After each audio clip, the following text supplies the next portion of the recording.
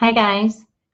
If you don't know me, I'm Allie. I work for Dr. Kilt. I've been with CNY Fertility for about 10 years now, and I work predominantly with the donor program. I still do ultrasounds out on the floor in the mornings and on Saturdays. So I am up to speed on our most recent protocols that Dr. Kilt is using. I'm just giving a minute for people to hop on. I do see some people here logging in. Hi, Chelsea. So I don't have a ton to talk about. These videos get a little repetitive, so I wasn't sure if I should keep going over the donor package options because you can look at my other videos. So what I did was I wanted to get you guys some information. Dr. Kilt has, with each office, he has a healing arts center attached. I think with most of our offices, maybe not every one of them, but he's big on acupuncture and massage, anything to help reduce stress during this process. So I talked to a massage therapist this morning. What she's saying is, so we offer massage for transfer. We also offer massage in preparation for any fertility treatments. She talked about abdominal massage. And basically the purpose of an abdominal massage is to increase blood flow to the reproductive organs. It moves the lymph out. It helps to decrease inflammation. So the massage can be done, what did she say?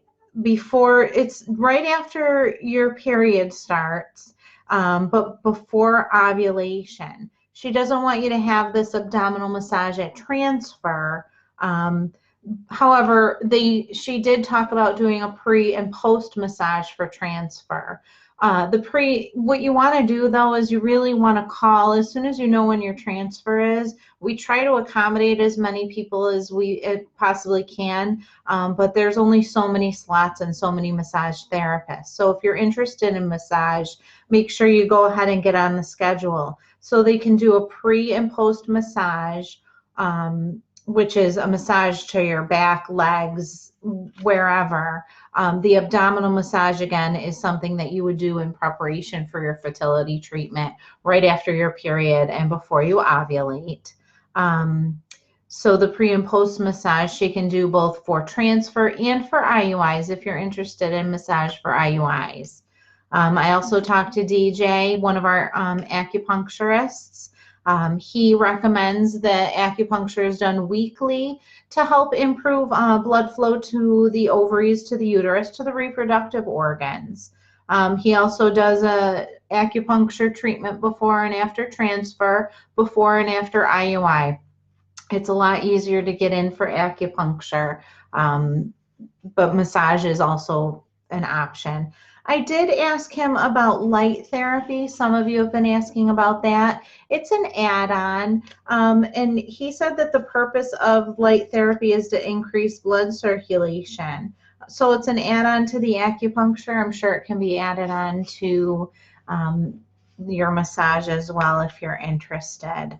He also wanted me to mention to you all that he personally feels that having faith and prayer in your life during this process is really helpful. Anything you can do to decrease stress and relax, and praying, meditating, and just having faith in the process and letting go is very important. So just some food for thought. And I think that's it. That's it for he also wanted me, before I move on, to talk about exercise. And he says that he feels that yoga is great, but any strenuous exercise is not good. He wants you to decrease your exercise. And if you're a runner. He wants you to really take it down a notch. And I know that Dr. Kilt agrees with this as well.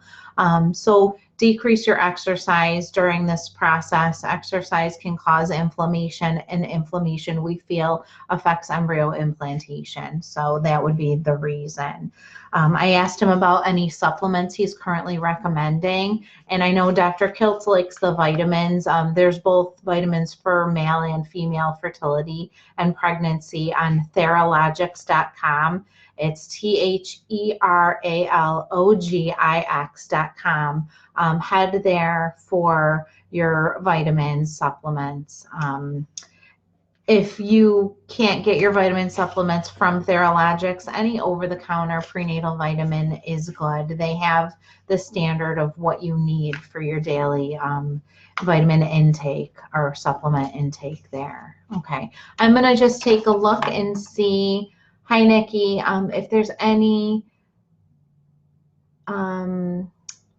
comments, questions that I can address here. I wish insurance covered all this awesome stuff. I know, I agree. Does keto affect your period? Well, so keto is a great way to reduce your body fat. It's a way to reduce inflammation. And so when you improve your overall health, and this is what keto is going to help you with, you may end up finding that your periods become more regular.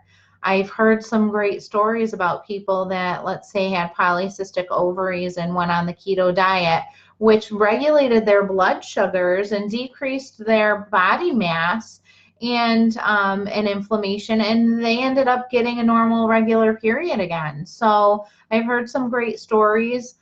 I'm back on it again. I have a really hard time, I'll admit, sticking to the diet. I know that it does make, well, I shouldn't say diet, it's a lifestyle change. And it's hard for me to regularly change my lifestyle for that, I'll admit.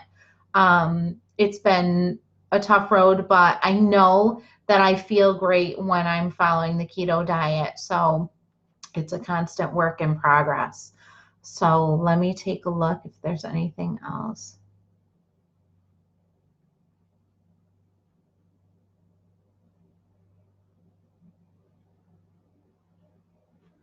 Okay, so I have a question. When can we talk with the doctor about having twins? When is a good time?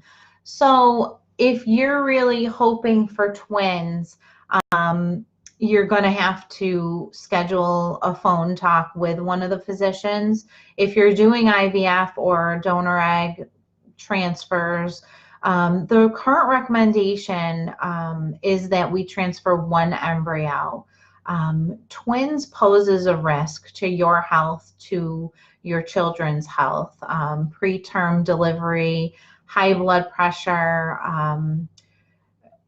preeclampsia, potentially miscarriage. There's a lot of things that creating multiples can, a lot of issues that can cause. It's not easy on your body, pregnancy itself. And so not only to get you pregnant, but then get you pregnant with multiples has risks. And so we try to minimize those risks by minimizing the number of embryos that we're transferring to your uterus. Back in the day, maybe 10 years ago, we were transferring 2, 3, sometimes 4 embryos, but the lab has become a lot more efficient, and the quality of the embryos that we're able to create with modern technology is so much better than it was back then. And even 10 years ago, it's so much better. There's been so many improvements. So when the doctor says single embryo transfers, we wouldn't limit to single embryo transfers if it wasn't creating pregnancies. We want our statistics to be amazing, and that is the way of the world nowadays. And so if you do want to transfer more than one embryo, we are requiring that you get that clearance from the doctor. It's a lot easier if you've gone through IVF and you've already tried transferring one embryo after embryo after embryo, one at a time each cycle. If it's time to try to change something, they will happily transfer 2 embryos. But we do need to have a talk with the doctor about that. I hope that helps.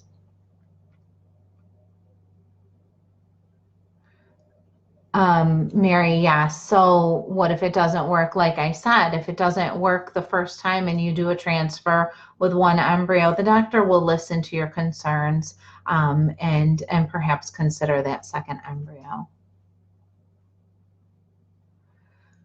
Is it more successful to use a frozen embryo or transfer fresh? This is from Megan. So it's the statistics. We look at our embryo transfer statistics on a month-by-month basis. So when I say our fresh embryo packages is about a 55% success, that fresh egg, fresh embryo transfer, and then that create and freeze embryo package at 50%. Sometimes our statistics fluctuate. Well, they do fluctuate from month to month, and sometimes your success with those frozen embryos looks a little bit better than fresh. So I always say they're very close. And so if somebody is asking me for my opinion, I'm often gonna say create and freeze embryos. Like I was talking about at the beginning of this video, stress is huge and in your results. And if you're very stressful or very stressed during the process, it's your chances maybe a little bit less. So if creating and freezing those embryos ahead of time so that we can be flexible with your travel, with your job, is going to decrease your stress significantly, that is the way to go. That's where you're going to have your best success. What are the odds of an embryo to survive when transferred? So if you're talking about a frozen embryo, we have great survival of our frozen embryos, great survivability. We very rarely lose an embryo in a freeze thaw. That embryo would have to be pretty poor quality for it to not survive. So rest assured, if you have frozen embryos and you're coming in for a frozen embryo transfer, that embryo is likely going to survive the thaw. And if it doesn't, and you have other embryos, they will thaw another.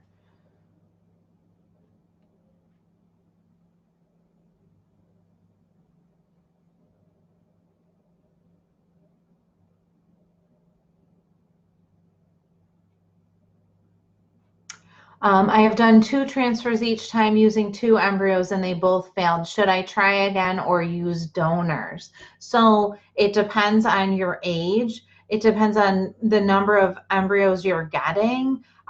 Perhaps you're just not finding the right embryo to transfer. I get messages every day about why didn't my transfer work out?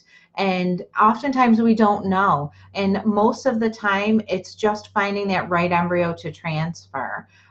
So you may want to schedule a follow-up talk with one of the doctors and get an opinion. I'm not looking at your chart to know. And age is huge. Age will have a huge impact on my answer to you. And maybe your overall medical history will make a difference as well. Let me see, Robin.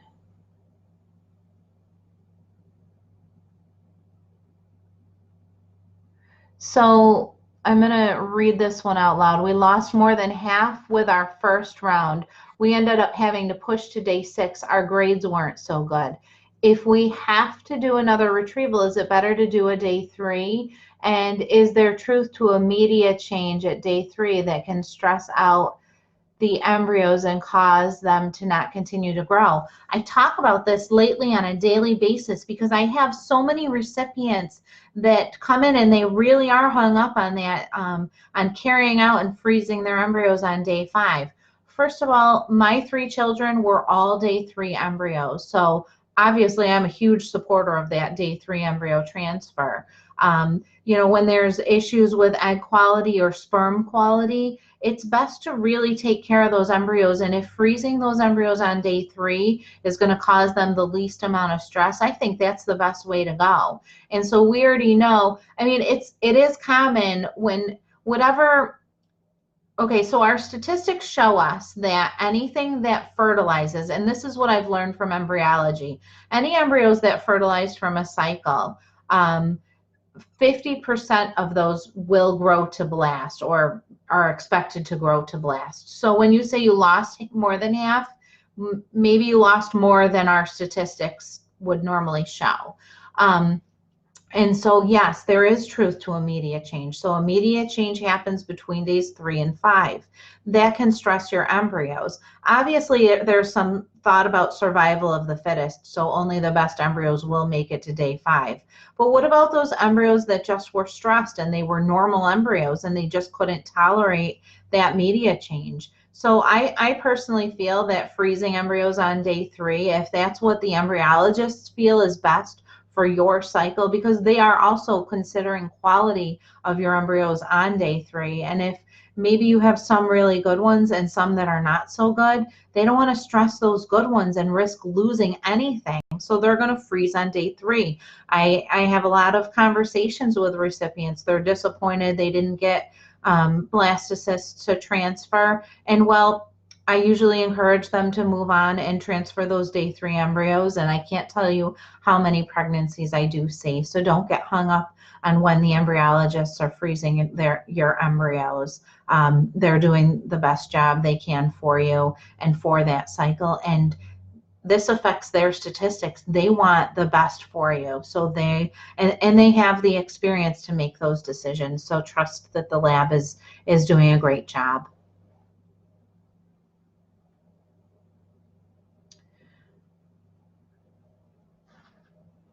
Looks like Melissa's on answering some questions too.